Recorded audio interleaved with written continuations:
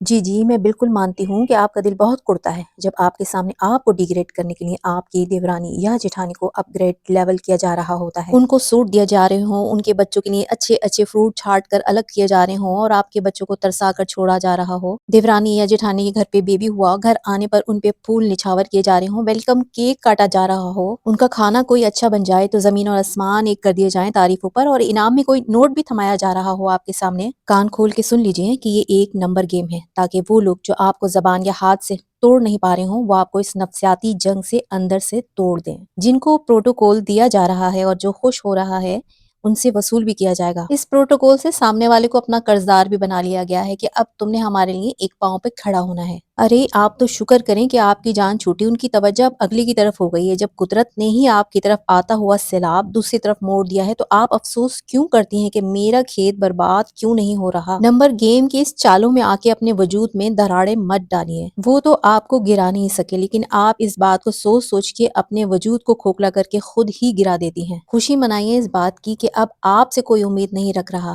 اس نعمت کو نعمت سمجھیے۔ ویڈیو کسی ایسی بہن یا بیٹی کو ضرور شیئر کر دیجیے گا جس کے ساتھ یہ نفسیاتی نمبر گیم کھیلا جا رہا اور وہ اپنے آپ کو ڈی گریڈ ہوتا ہوا محسوس کر کے اپنے آپ کو نفسیاتی مریضہ بنا رہی ہو۔ اور آپ مجھے کمنٹس باکس میں ضرور بتائیے کہ کیا آپ نے اپنے آس پاس یہ نفسیاتی نمبر گیم ہوتا دیکھا ہے یا جھیلا ہے؟ جزاک اللہ۔